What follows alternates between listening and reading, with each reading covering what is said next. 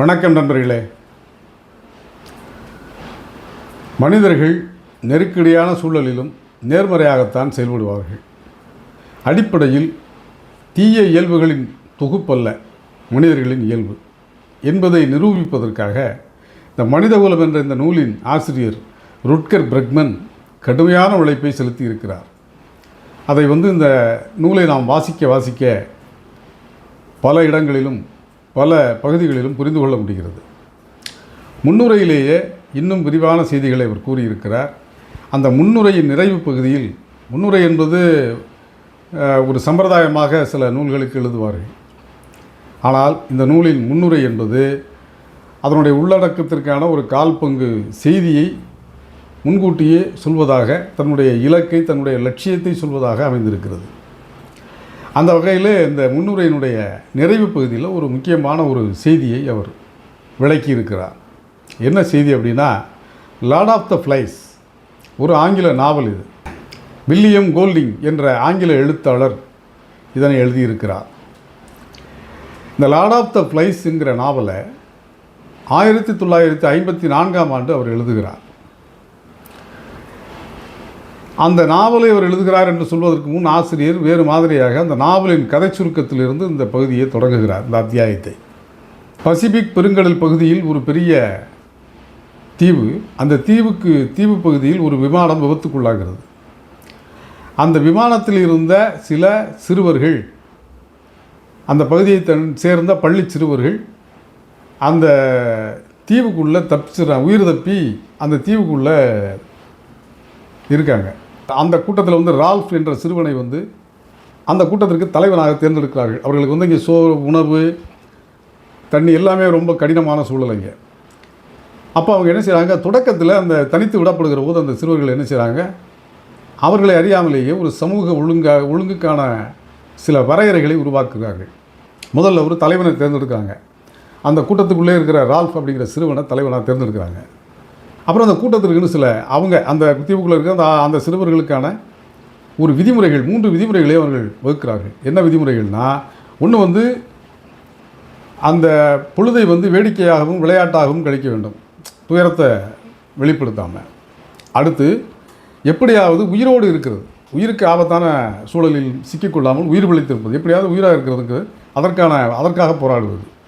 3வது, அந்த இவங்க இருக்கிற தீவுக்குள்ளே ஒரு புகையை உருவாக்கி, நாங்கள் இந்த தீவில் சிக்கியிருக்கிறோம்னா இங்கே அந்த பக்கத்தில் வருகிற படகு, கப்பல்கள் ஏதாவது போனால் அவர்களுக்கு அதை தெரியப்படுத்துகிற வகையில் இந்த நெருப்பை மூட்டிக்கொண்டே இருப்பது.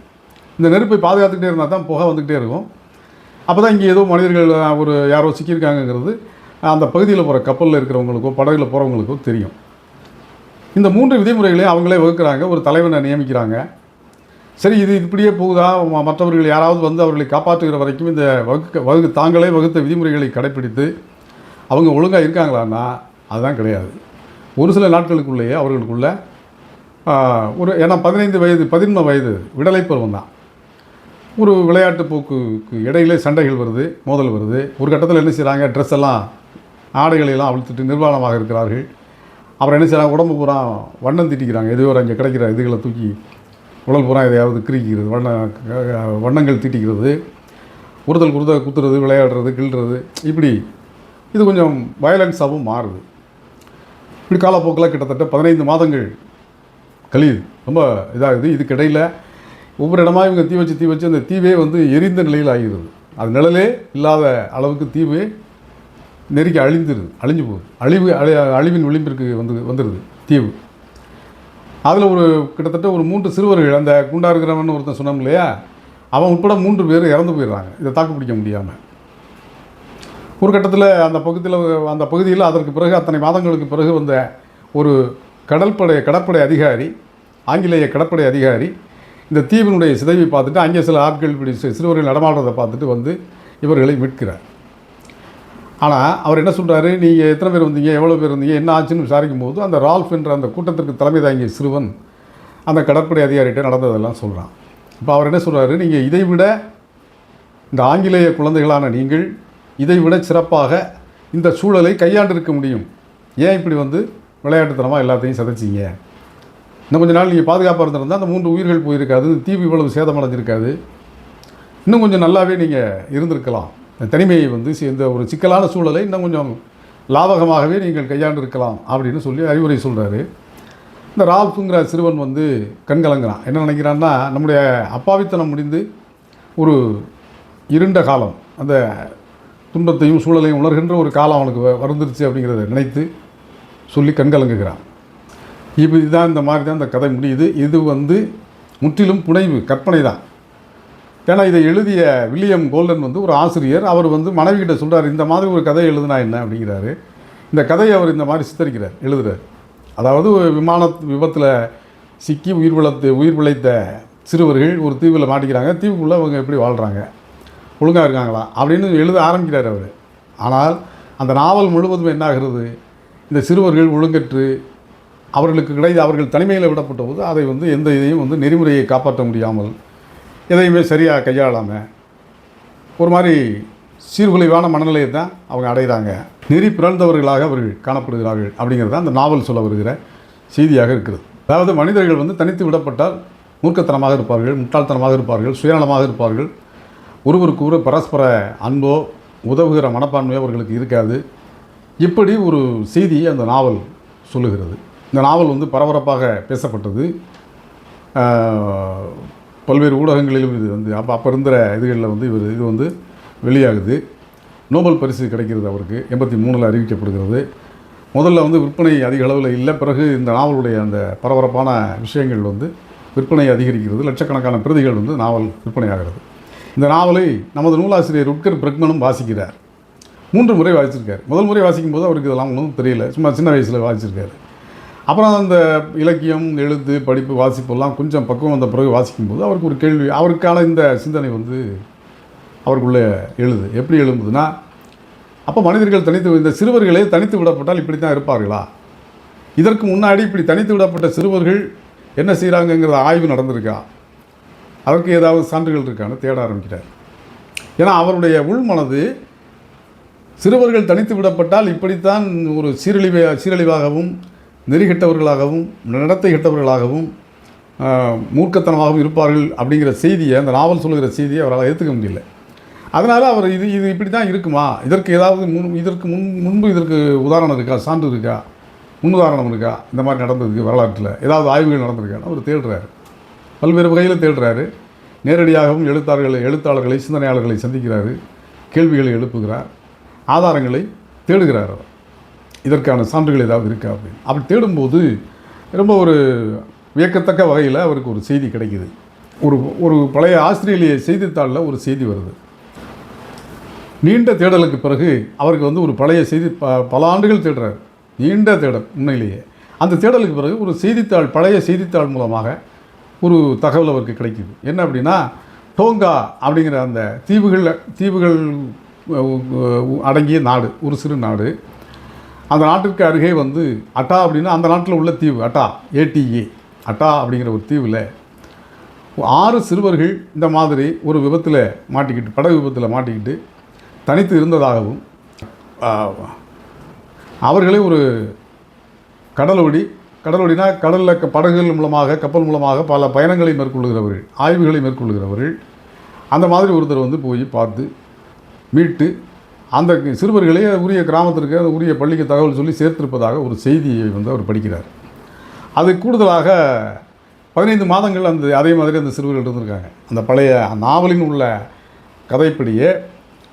கதைப்படின்னா அதை பார்த்து இவர்கள் இல்லை, இதை பார்த்து அவர்கள்னு இல்லை, இது தொடர்பு இல்லை. ஆனால் அப்படி ஒரு நாவல் வந்து என்ன சொல்லுது, சிறுவர்கள் தனித்து விடப்பட்டால் அவங்க வந்து சரியாக இருக்க மாட்டாங்கங்கிறது சொல்லுது. ஆனால் இங்கே இந்த சிறுவர்கள், தனித்து விடப்பட்ட சிறுவர்கள் என்ன செய்கிறாங்க அப்படிங்கிறது தான் இவர் சொல்ல வரக்கூடிய செய்தி நமக்கு. டோங்கா என்ற அந்த தீவுகள் அடங்கிய நாட்டின் தலைநகர் ருக்கு அபேலா. அங்கே ஒரு பள்ளியில் வந்து விடுதியில் தங்கி பள்ளியில் படிக்கிறாங்க அவங்க. இவங்களுக்கு ஒரு பசங்களுக்கு ஒரு சலிப்பு ஏற்படும்ல, ரொட்டீன் இதில் இருந்து அது மாதிரி ஒரு சலிப்பு ஏற்பட்டுருக்கு. ஏன்னா அங்கே வந்து படகுகள் வந்து கடனுக்கு வாடகைக்கு கிடைக்கிற பகுதி போல். அது ஒரு வாடகைக்கு படகு கடனுக்கு இல்லை ஊசியாக ஒருத்தர்கிட்ட தெரிஞ்சவர்கிட்ட படகை வாங்கிட்டு ஒரு தீவுக்கு போயிட்டு வருவோம் அப்படின்னு சொல்லி இவங்க திட்டமிடுறாங்க. இவருடைய திட்டம் வேறு ஒரு பிரபலமான தீவுக்கு போகிறது. 6 சிறுவர்கள் சேர்றாங்க. 6 சிறுவர்கள் சேர்ந்து ஒரு படகை கடனாக வாங்குறாங்க ஒரு மீனவர்கிட்ட. வாங்கி ஒரு நாள் இவங்க யாருக்கும் சொல்லாமலே சாயந்தர நேரத்தில் கிளம்பிடுறாங்க. இந்த பள்ளியை விட்டு படகுல போகிறாங்க. போகும்போது எல்லாம் கிளம்பும்போது எல்லாம் மகிழ்ச்சியாக தான் இருக்குது. திடீரென்று இவர்களுக்கு என்ன பிரச்சனை வருதுன்னா, ஒரு புயல் வந்து இவங்க தூங்கிக்கிட்டு இருக்கையில் பெரிய மழை பெய்யுது, புயல் வருது, படகு அலைக்கழிக்கப்படுகிறது. அந்த படகுக்கான சுக்கான் வந்து நொறுங்கி போகுது, படகை செலுத்துகிற கருவி நொறுங்கி போகுது. இப்போ படகு திசை மாறி போகுது, எங்கே போகுதுன்னு உங்களுக்கு தெரியல. கிட்டத்தட்ட ஒரு வாரத்திற்கு மேலாக அந்த கடல் தண்ணியிலேயே படகுலேயே மிதக்கிறாங்க.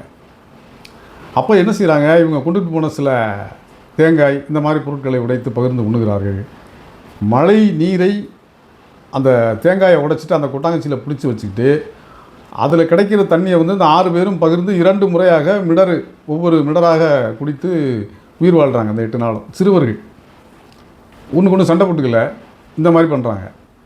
8வது நாள் அந்த 8வது நாள் தான் அந்த அட்டா அப்படிங்கிற தீவுக்கிட்ட போய் இந்த படகு கரை ஒதுங்குது. நல்ல வேளையாக பிழைச்சிக்கிட்டோம் அப்படின்னு சொல்லி இந்த தீவுக்குள்ளே இந்த சிறுவர்கள் 6 பேரும் போகிறாங்க. அங்கே இவங்க கிட்டத்தட்ட 15 மாதங்கள் தங்கியிருக்காங்க. 1.5 வருஷம். என்ன செஞ்சுருக்காங்கன்னா, காய்கறி செடிகளை வளர்த்துருக்காங்க. அவங்களுக்கு உணவுக்கு தேவையான செடிகளை எதோ வளர்த்துருக்காங்க. மரங்களில் வந்து ஒரு துளை போட்டு அதில் தண்ணி தேங்குகிற மாதிரி வச்சு, மழை பெஞ்சால் தண்ணி தேங்கிடும், அந்த தண்ணியை குடிக்க பயன்படுத்துறது.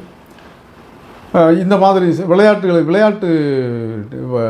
விளையாடுறதுக்கான மைதானங்களை சின்ன லெவலில் ஒரு மைதானத்தை ரெடி பண்ணியிருக்காங்க. இப்படி ஒரு சமூக வாழ்க்கையை அவர்கள் கட்டமைத்திருக்கிறார்கள். அவர்களுக்கு தெரிந்த வரையில் அவர்களோட எந்த வசதியும் கிடையாது. அவங்க எடுத்துகிட்டு போனது தேங்காய், ஒரே ஒரு கத்தி, ஒரு சில இந்த மாதிரியான சாதனங்கள் மட்டும்தான், பெருசாக ஒன்றும் கிடையாது. அதை வச்சுக்கிட்டு இந்த தீவுக்குள்ளே இந்த 15 மாதங்கள் அவர்கள் வாழ்கிறார்கள். வாழ்க்கையை இப்படி வாழ்கிறாங்க, ரொம்ப இயற்கை சார்ந்து வாழ்கிறாங்க. இது வந்து இந்த செய்தி வந்து நம்ம ருட்கர் பிரெக்மனுக்கு வியப்பை தருகிறது. இந்த மனிதகுலம் நூலின் ஆசிரியர் ருட்கர் பிரெக்மனுக்கு பெரிய வியப்பை தருது. ஒரு நாவல் என்ன சொல்லுகிறது, ஒரு சிறுவர்கள் தனித்து விடப்பட்ட ஒரு சிறுவர்களின் கூட்டம் வந்து ரொம்ப தரிகட்டு அந்த தீவையும் அழித்து தாங்களும் சிதைந்து போவதாக ஒரு நாவல். அது நோபல் பரிசை பெறுகிறது. இந்த நாவலாசிரியருக்கு நோபல் பரிசை வாங்கி கொடுக்கிறது.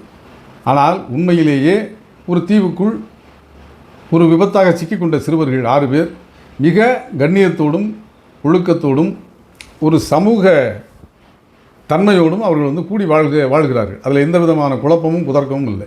சிறப்பாக அந்த வாழ்க்கையை அவர்கள் 15 மாதங்கள் வாழ்ந்திருக்கிறார்கள். இது வந்து உண்மையிலேயே நடக்கிற செய்தி. அது புதினம் நாவல். இது வந்து இயல்பிலேயே நடக்குது. இந்த அட்டா தீவில் வந்து ஒரு 15 மாதங்கள் 6 சிறுவர்கள் சிக்கியிருக்கிறார்கள். அங்கே ஒரு ஆஸ்திரேலிய கப்பல் கடலோடி வந்து போகிறாரு. அவர் இந்த சிறுவர்களை மீட்டு அந்த உரிய எந்த பள்ளியிலிருந்து இவங்க தப்பினாங்களோ அந்த பள்ளிக்கு அவங்க திருப்பி அனுப்பி வைக்கிறாங்க. அந்த மக்கள்லாம் மகிழ்ச்சியோடு வரவேற்கிறார்கள். ஏன்னா அந்த சிறுவர்கள் 15 மாதங்களுக்கு முன்பே இந்த மாதிரி போய் கடலில் மூழ்கி இறந்துட்டாங்கன்னு அந்த மக்கள் நம்பிக்கிட்டு இருக்காங்க. அந்த இவர்கள் வாழ்ந்த தீவை சேர்ந்த மக்கள். ஆனால் அந்த சிறுவர்கள் மீண்டும் உயிரோடு போகிறாங்க அப்படிங்கிறது தான் செய்தியாக இருக்குது அந்த பழைய செய்தியில். இதை வந்து சேனல் 7 அப்படிங்கிற ஆஸ்திரேலியாவுடைய 1966 ஒரு ஆவணப்படம் எடுக்கப்பட்டிருக்கிறது. 66லேயே இந்த மாதிரி செய்தியை வந்து இவர்களை திருப்பி அழைச்சிட்டு போய் இவரை மீட்ட கப்பல் அதிகாரி அதே இடத்திற்கு அந்த தொலைக்காட்சியினுடைய உதவியோடு போய் ஆவணப்படுத்தியிருக்கிறார், என்னென்ன நடந்துச்சு அப்படின்னு. அதற்கு முன்பாக அந்த சிறுவர்களை போய் தீவில் கண்டுபிடிச்சு காப்பாற்றினார்ல, வார்னர் பீட்டர் அவர் பேர். அவர் வந்து உயிரோடு இருப்பதாக இவருக்கு ஒரு தகவலை கண்டடைகிறார் 90 வயசில். கிட்டத்தட்ட இந்த நிகழ்வு வந்து 60களுக்கு முன்னாடி நடக்குது. இந்த 2017 இவர் போய் சந்திக்கிறார் அவரை, வார்னர் பீட்டர், அந்த சிறுவர்களை மீட்ட அந்த கடலோடியை. ஏறத்தாழ 90 வயசாகுது. அவரை சந்திப்பதற்காக நமது நூலாசிரியர் ருட்கர் பிரெக்மன் தன்னுடைய மனைவியோடு ஆஸ்திரேலியாவுக்கு போய் தேடி அந்த கடலோர ஒரு ஆஸ்திரேலிய கிழக்கு கரையோரம் இருக்கிற ஒரு பிரிஸ்பேன் அப்படிங்கிற நகரத்தில் அதை ஒட்டி உள்ள பகுதியில் இருக்கார். அங்கே போய் அவரை சந்திச்சிட்டார் ஒரு வழியாக. அது மட்டும் இல்லை, அவர் மீட்ட சிறுவர்களில் ஒருவரான மனோ டோட்டா, அந்த 6 பேரில் ஒருத்தர், அவருக்கு நண்பராக இருக்கார். அவரோட பழகியிருக்கார். இவருக்கு 90 வயசு, அவருக்கு வந்து 66 வயசு ஆகிருக்கு. அந்த மீட்கப்பட்ட சிறுவனாக இருந்தவருக்கு இப்போ வந்து 66 வயசு ஆகிருக்கு.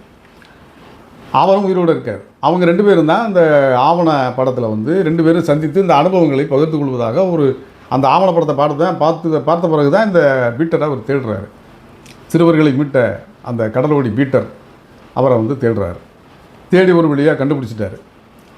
இவரை வைத்து அவரையும் மனோ டோட்டா அந்த சிறுவர்களில் ஒருத்தராக இருந்தவர் அவரையும் சந்திக்கிறார்.